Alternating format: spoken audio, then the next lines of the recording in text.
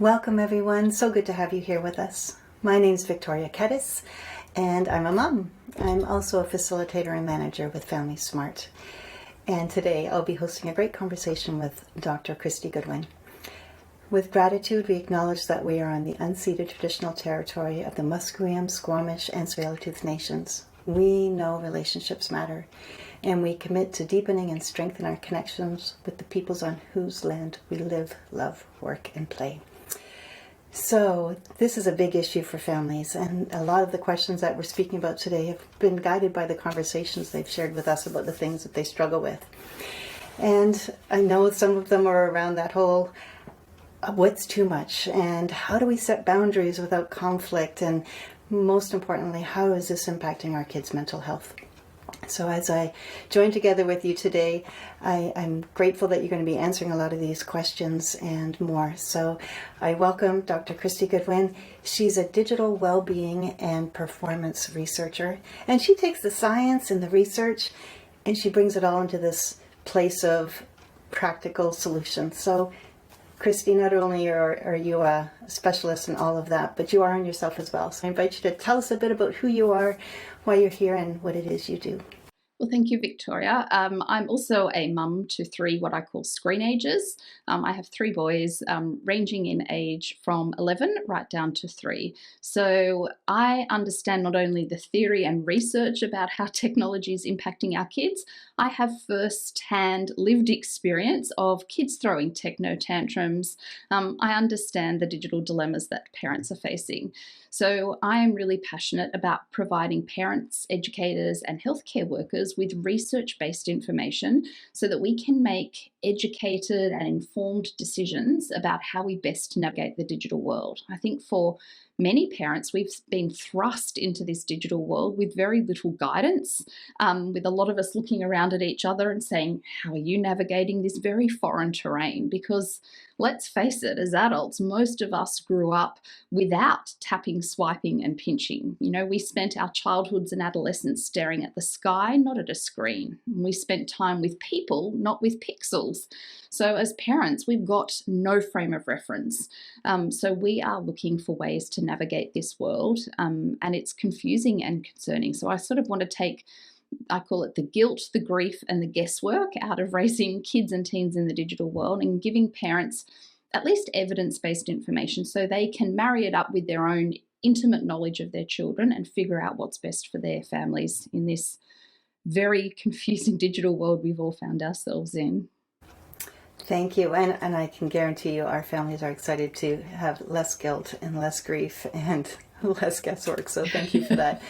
So let's start at that basic kind of place is how much screen time is too much, and how can we set limits for with families without all the tears, the conflict, and the tantrums? So this is probably the number one. I think it's the global universal digital dilemma that parents face. We often want a precise number, an exact amount, and we all know kids are not precise. There is no magic formula. And whilst we do have, and each country has its own unique screen time guidelines, what we know is that, first of all, very few families ever adhere to these screen time guidelines. They're often considered unrealistic and out of touch. The other thing is that it's actually impossible to prescribe an exact digital dose. We know that all of our kids have different tipping points. So some kids can have an hour gaming, several hours gaming it might be, and they come off and they're completely fine. Whereas their sibling or one of their friends has a similar amount of time, and we finally unplug them and disconnect them, and they emotionally combust. They're agitated, they're frustrated, they're moody, they're very flat. And so it's really hard to prescribe an exact amount. So what I say to families is there's a simple formula to calculate healthy screen time limits. Rather than having a precise, half an hour, 1 hour, 30 minutes, what we need to think about is what their screen time or what their time online is displacing. And we need to examine whether their tech time is interfering with their basic psychological and physical needs. So, for example, are they getting enough sleep? Are they physically active? Most international recommendations say children and adolescents need at least 60 minutes of moderate to vigorous physical activity per day. Are they getting enough time to connect with people? Are they playing? And I'm not talking about gaming console playing. Are they having physical play with other people? Are they using and hearing and reading enough language? Are they having an opportunity to unplug and to be bored? So making sure that we're carving out time every day for those basic physical and psychological needs to be met. So I imagine that a child or a teen's needs would be represented by a little foam ball. Remember the little balls we used to use to make models of 3D models of planets? So a little polystyrene ball. Imagine that they're proportionately sized. So, for example, we know young people need quite a bit of sleep, so it would be a rather large ball. In comparison, that 1 hour of physical movement would be relatively smaller in comparison to the large sleep ball. What we need to do is to imagine that each of those balls are going in an empty glass vase or a jar. And if we put those basic needs in the jar, they start to fill the jar up, obviously with time. What we need to make sure, and I forgot, the most basic need that needs to go in that jar is relationships. It is that the fundamental, foundational human need that we have. So we need to make sure that all of those basic needs go in that jar first. Sleep, play, movement, relationships, language, and all of those nutrition, all of those basic needs go in the jar first. Then we can imagine that screen time or their tech time could fill up the white space between each of those balls without us having to have all this moral panic that technology is ruining childhood and adolescence. What's happening, however, in many households throughout the world is that we start with an empty jar and screen time goes in the jar first. And all of a sudden, some of those fundamental basic physical and psychological needs slip out of the jar. And that's sometimes why we're seeing more pronounced mental health issues, why we're seeing an array of physical ailments related to excessive tech time, because we just haven't got the balls in the jar first, if that makes sense. It makes perfect sense, and I really love the visual of that, and that they're all different sized balls. It's not about equal, it's about balance and the things that we need the most. So with that in mind, I think about how we wanted to fill in the gaps, but over these past couple of years, and we've gotten some really unhealthy habits around tech, because digital is our school, it's our connecting, it's our everything. So now we're going to have to kind of switch up how we've been doing things and kind of, I think you use the term wean the screen. How do we go from that place of that being our everything and how we connected, how we did our school, to now finding that balance again? Yes, and I want to eradicate, or at least try and eliminate or reduce any techno guilt that any parent has. I'm going to be very transparent. We had several lockdowns here in Australia, and with 3 children at home by myself, my husband was deemed an essential worker. I certainly, in our family, lowered the bar when it comes to screen time. So if you recalibrated your screen time rules, you are not alone. I want to be very transparent about that. I also want to say that yeah, it's so important. I think we get should on all the time as parents, and I don't want to should on anybody. I think it's important to acknowledge that. So we need to get back to a standard operating procedure or a new normal, and part of that is recalibrating screen time rules. So my first recommendation is that we operate, don't amputate. We need to plan, not ban technology. So one of the things I strongly encourage families to do, and we're going to provide you with some links to actually do this, is to sit down with your child or teen and to establish a family digital wellbeing plan. Come up with your family's digital guardrails around not only how much time they can spend on devices, but where they'll use them, what times of the day. We know, for example, that using screens in the 60 minutes before they go to sleep can have a really significant impact on the quality and quantity of their sleep. Have the parameters around where the no-go tech zones are at home, with whom they can connect online.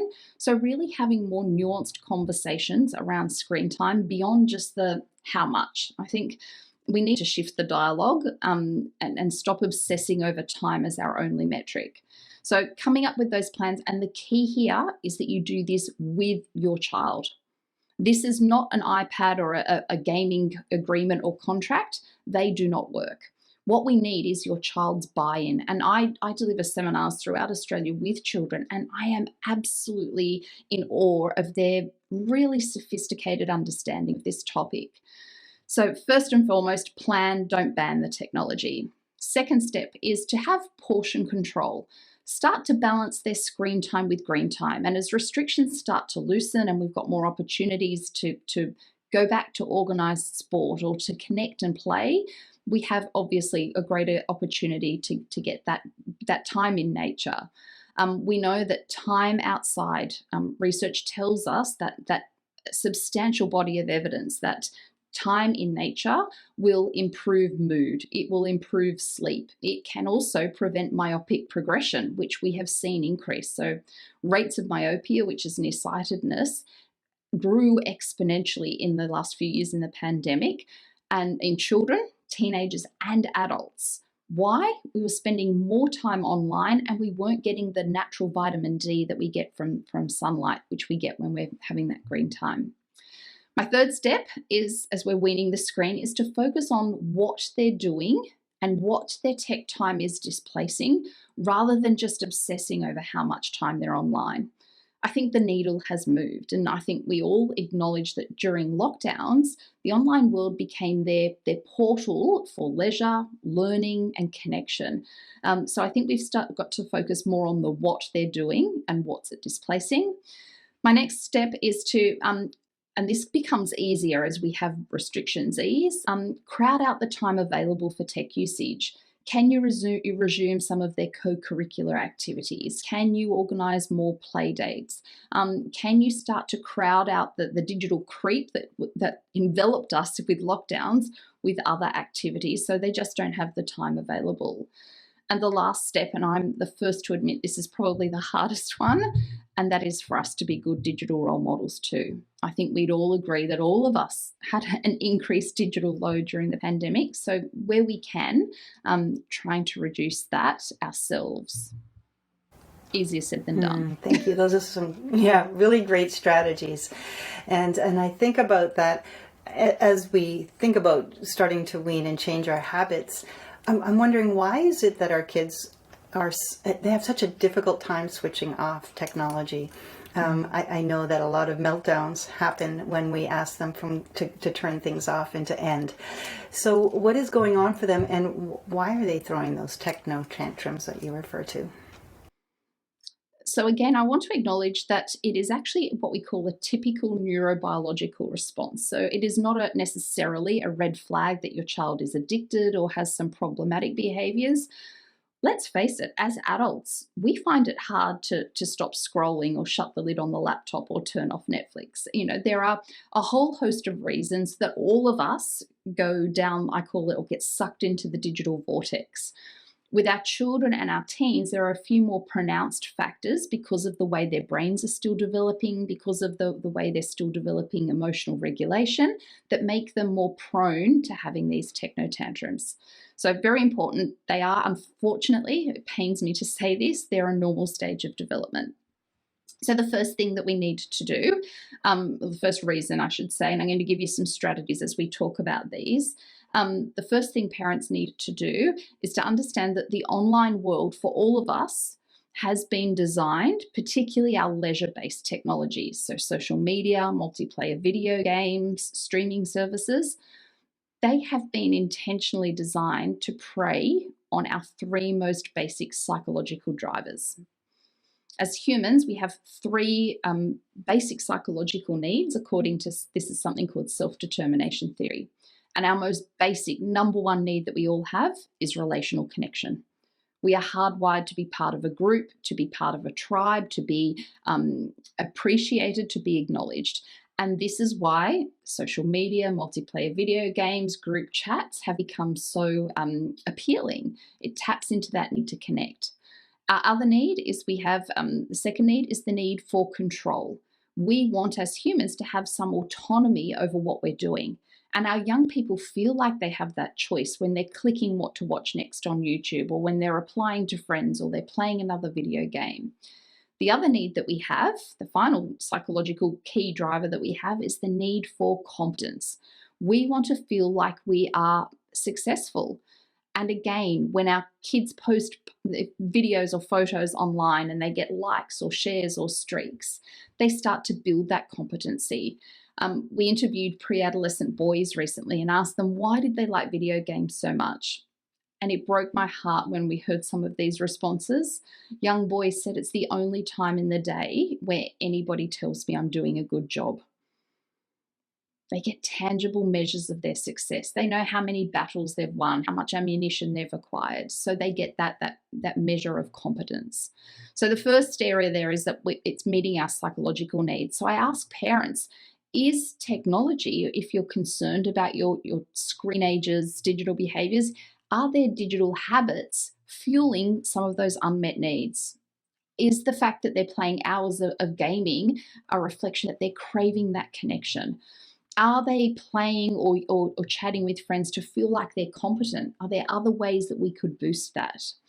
The second reason, so apart from psychological drivers, the second reason our kids throw techno tantrums is because when they're online, their bodies and brains are undergoing rapid neurobiological changes. We know that when they're online, it's usually a very pleasurable experience for them. So their brain is releasing dopamine, which is the neurochemical.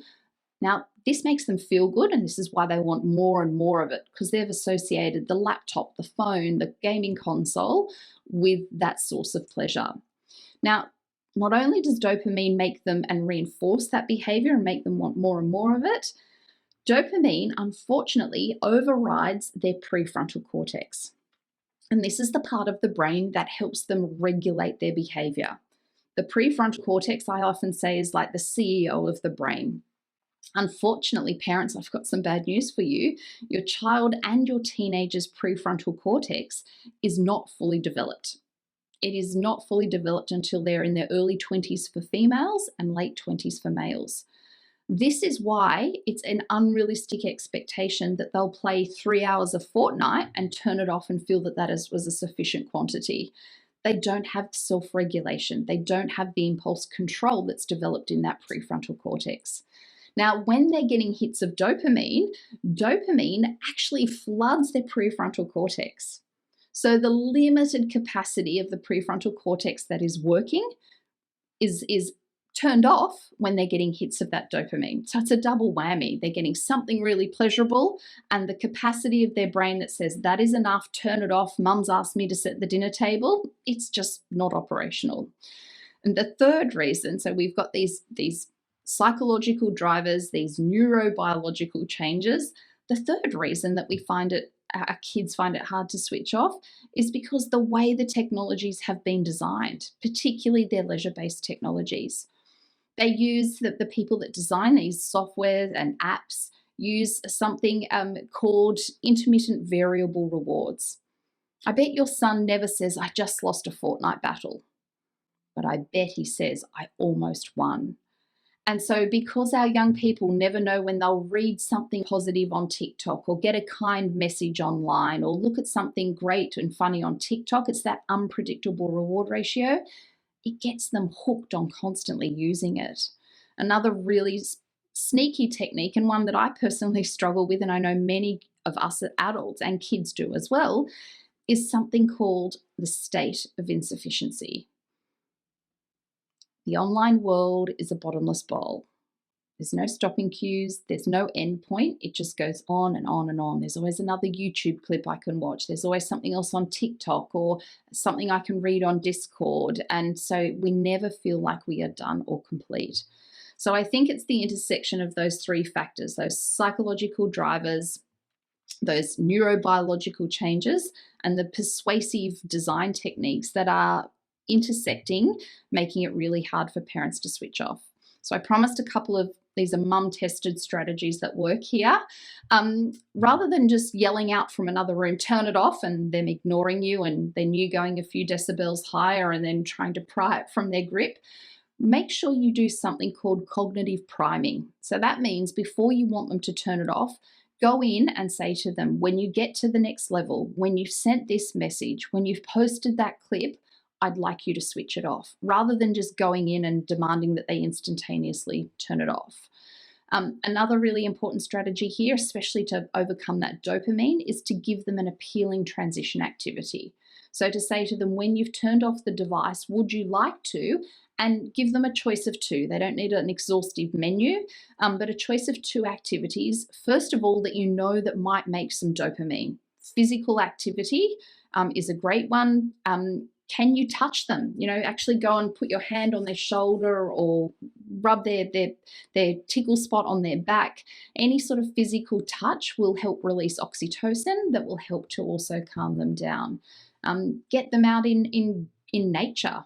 Research tells us that 40 seconds in nature, just 40 seconds, will reduce cortisol levels. So when you can and the weather permits, I know in Canada that can sometimes be tricky, to get outside and get your dose of green time. So we want to give them a choice of activities that you know that they like doing, so they're more inclined to do that rather than throw the techno tantrum. Often the techno tantrum is just their body's way of discharging all of the cortisol that has built up. Being online, their sensory system and their nervous system have been hyperstimulated. And this is where often parents think that giving them a device calms them down, because on the surface, they turn into a digital zombie. They look like they're really calm. But what's happening inside is almost like this simmering pot where their sensory and nervous system has been agitated and stoked. And so when they come off, all they do is discharge all that cortisol that's built up. And this is why you get sometimes physical aggression when they come off a screen, really flat, moody, broody behavior.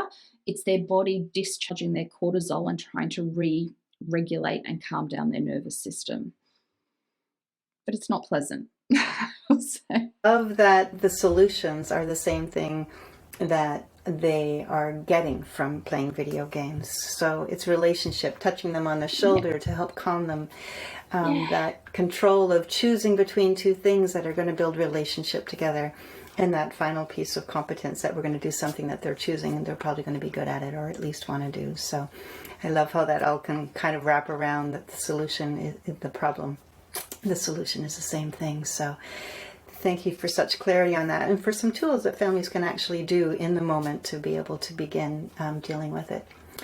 So when I think about our children that many of us are coming here to learn about, a lot of them are really struggling with mental health. So can you talk about the connection between smartphones, social media, and mental health, and where that all kind of comes together?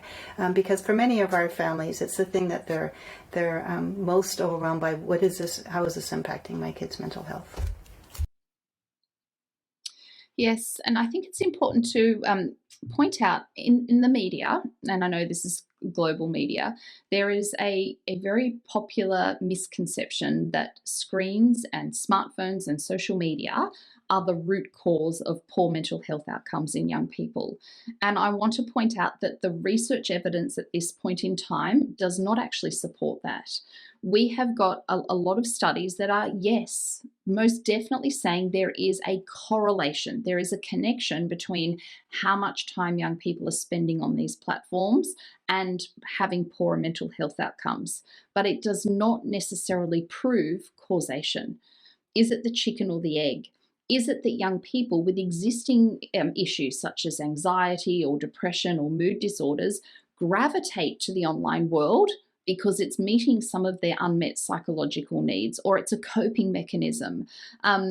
Or is it the other way around, where these digital devices and online experiences are instigating or even exacerbating some of those issues? And at this point in time, the waters are really muddled. We don't have a clear picture. So one of the things that I really encourage us to do is to start to look at, again, as I mentioned before, what are the unmet psychological needs? What is perhaps their gaming being used as that coping mechanism or an avoidance strategy for them?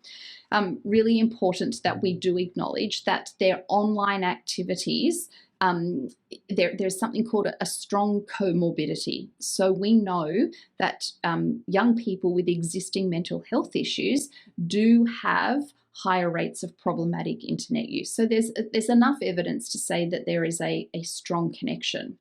What I want to point out here, and the theory that the emerging research evidence is suggesting, and I want to make clear this is preliminary evidence, is that the reason we're seeing this association or this correlation with screens and mental health is the displacement effect. It's the opportunity cost. Our young people's, especially excessive amounts of time online, may be not necessarily causing, but perhaps worsening their mental health issues because it's displacing some of their basic physical and psychological needs that we talked about at the beginning today. It's displacing, we know, their sleep, and there's overwhelming evidence that tells us that inadequate or poor quality sleep really can cause or worsen any mental health issues. We know they're not physically active. If young people are spending more time sitting down looking at screens, it's displaced their physical movement. And we know that when our young people move, they make a whole range of neurochemicals that make them feel good. When they're physically active, they make dopamine, serotonin, norepinephrine, endocannabinoids, all these chemicals and neurotransmitters that make them feel good. And all of a sudden, we've taken them away and we feel really lousy. And the last thing that it's displacing, I think the most important thing it's displaced, is connection. We as humans, as I said before, our most basic driver, psychological need and driver, is relational connection. And our young people, you cannot replicate that online. Nothing beats sitting in a room with a person in real time. I think this is why we've all struggled with lockdowns. You know, when you are with someone, even if you're not touching them, your brain's making oxytocin. That's the love hormone. And so again, I think it's I'm not denying it. I think it would be naive to say we can't blame screens. Screens are certainly contributing, but it's the way we're using them and it's what they're displacing that's having the harmful effect. Okay, now the really exciting part that families are waiting for. What can parents realistically do to help technology and our kids and teens use them in helpful and healthy ways? Realistically. So as I said before, we need... And that's why I'm going to start with plan, don't ban technology. Digital amputation is not a solution. When you ban technology, you make it the forbidden fruit, you drive the behavior underground, and they go elsewhere to seek it. They go to their friend's house who does have access. They start requesting to go to grandparents' houses because they know they may have unsupervised access.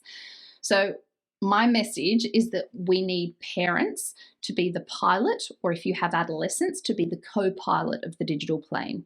And as the pilot or co-pilot, you need to be establishing 3 Bs with, not on, but with your child.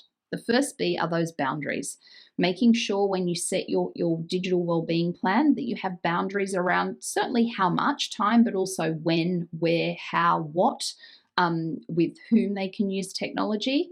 The second B is that we really have to protect their basic needs. We have to make sure they're getting enough sleep, they're getting enough connection with real people, they're playing, they're physically active, that those basic needs are being met every day. And then the last thing we need to do is to enable and make sure that they're bored, that they have opportunities to sit and disconnect.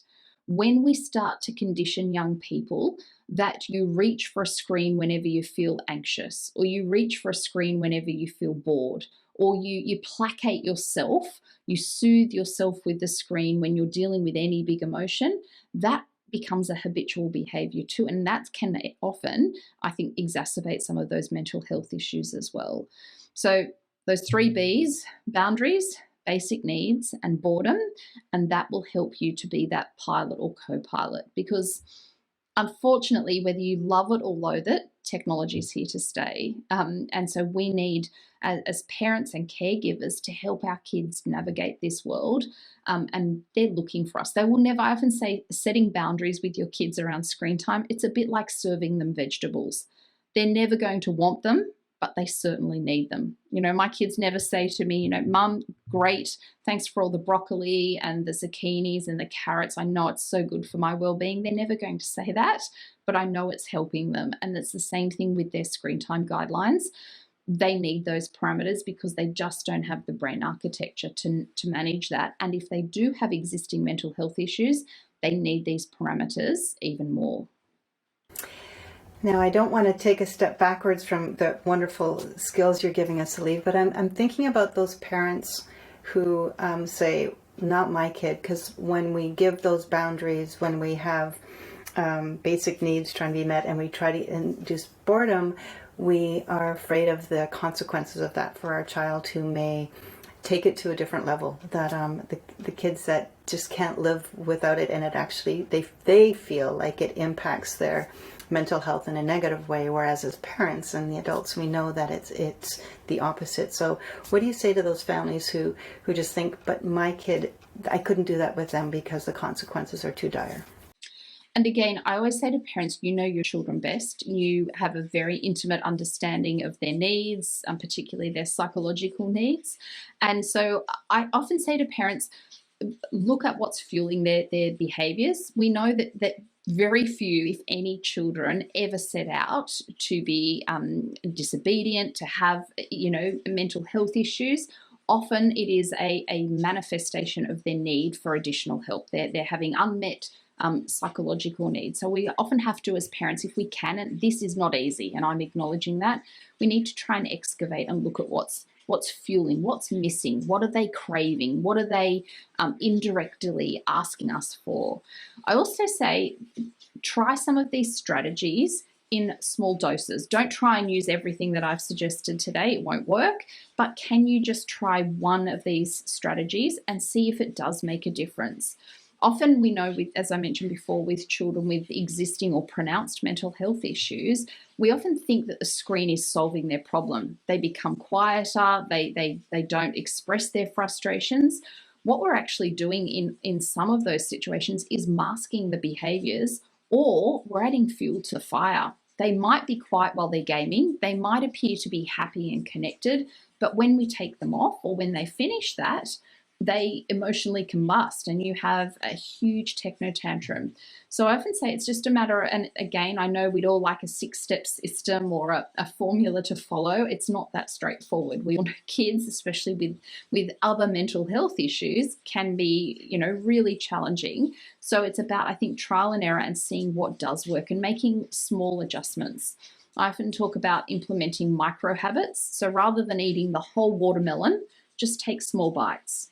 Take a small bite here or there and see what starts to make changes. And I think we might be surprised if there was one thing that I was really, I promised I wasn't going to shoot on you. One thing I strongly encourage you to look at and really have some firm boundaries around, it's your young person's sleep. It really is having a sleep and connection. If we could get those two pillars really strong, I think we'd start to see some improvements in mental health. Great. Dr. Kristy, I'm so grateful for your insight and for all the research you do to help us understand this in a way that we can take it all in. Are there any final thoughts anything that you would want parents to know before we finish our time together? I just implore parents, I really do encourage you, please don't bury your head in the sand. Please don't think this problem is something bigger than you can control. Be that pilot or co-pilot of the digital plane and help your child. Just like we'd never throw our kids in the water without giving them swimming lessons. You've got to help them to learn to swim in this digital world. And so we have to assume an active role. Please don't abdicate your responsibility and say, but they know far more about TikTok or Instagram or gaming, or I've got no interest in this. Fake your interest. Just pretend you are interested in what they're doing and really start to understand their digital world. As I said, we need to plan, not ban it. And I think it's here to stay, whether or not we love it or loathe it.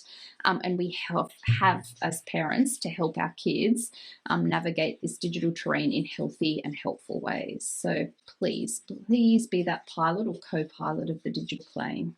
Thank you so much, Dr. Kristy.